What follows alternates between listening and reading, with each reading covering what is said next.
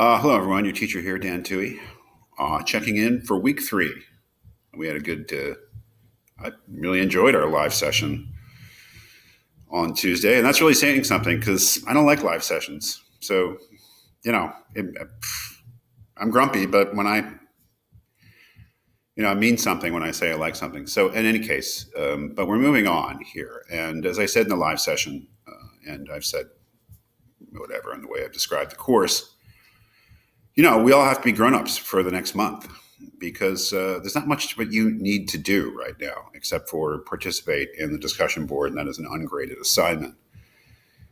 What we're doing is, in a grown-up way, giving ourselves time to read, to read and understand. Those readings are not that long, but they take time, and so we're taking the time. We're spending 2 weeks reading Kant, the deeper dive, and then we'll spend 2 weeks reading Mill's Utilitarianism, the deeper dive. So there are I've grouped it into 2 readings. And for each reading, there is a different set of videos. I want to say right now that I created those videos for last semester's class, which was arranged differently. This is a totally new class. So I may refer here and there to things that don't exist. Other things that I might have read with them or due dates for things. Ignore, obviously use your common sense and ignore them and just concentrate on what I say about the text. I haven't rewatched the videos, but there could be such things in there, but, easily just sort of ignored. But there are videos for each reading, and I won't go into detail about anything because that's what I do in those videos. I think there's 3 videos for each reading. But I just want to give you a kind of an overview of what we're doing. I mean, we know about Kant. I mean, we know about the categorical imperatives. We know about perhaps his general approach to morality. And here we're going into the details more. We're going into more depth about those things. But there are, key ideas. And again, I'll refer you to the actual videos. But there's key ideas here. The idea of a good will, for instance, and the idea that what gives an action its moral worth is the will behind it, and certainly not the consequences of the action. No one could be any more anti-consequentialist than Immanuel Kant. When we're talking about morality, we're talking about intentions, and what gives an action its moral worth, what makes it an admirable action, is not the results; it's the will behind it. If it's done with a good will, that's what really matters. But then we have to ask, and he does ask, and I hope I follow this out in the videos, what a good will, how do you know? I mean, what makes a will good? And that takes us to the conception of duty. Duty, a good will is a will that is motivated by duty. But duty to what? Okay, see how the logic progresses here? People talk about their duties, but we're talking about moral duty here, right? So it's not your duty to this or that person or your duty to, no, real duties, not like phony duties. Like the worst thing that ever happened was when Adolf Eichmann, the war criminal, Nazi, at his trial in Jerusalem said he was just doing his duty and he invoked Kant. Well, they should have shot him right there.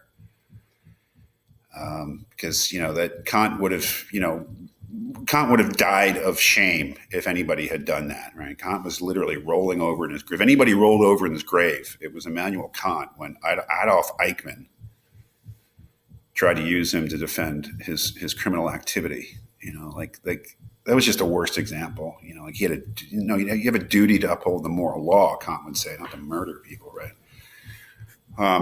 So duty to what, right?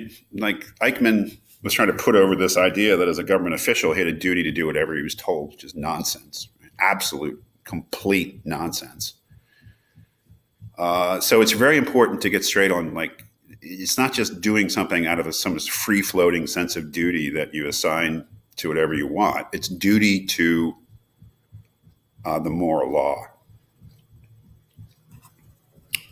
That is the good will. But how to characterize that moral law is the problem, right? And it leads to Um,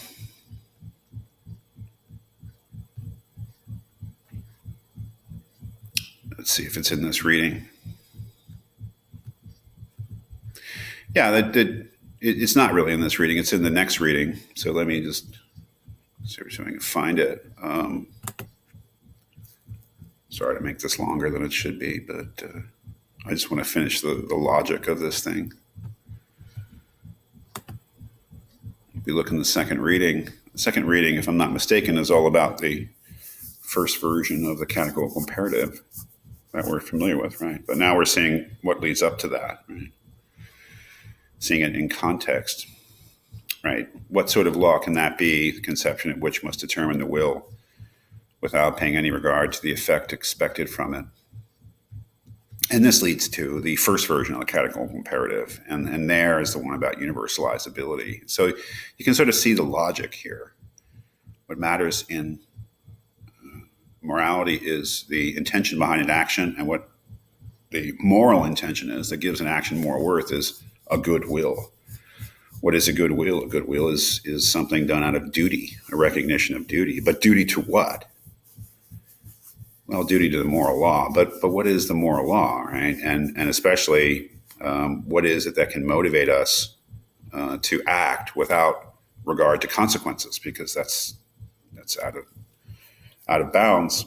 The first version of the categorical imperative is that all my actions should be lawful, and that whatever I do, I should act in such a way that it's lawful. But what does that mean? That whatever I do could serve as universal law for everyone. So you can see the logic of how the thing emerges. But you have to read it, and it's not an easy read. It's complicated. I've tried to. This is just excerpts, right? I've just taken out what I consider to be absolutely essential and sort of following out things. But so you take your time and read it. Use the videos. Feel free to ask me any questions you want, and we'll review the results of the discussion board next week.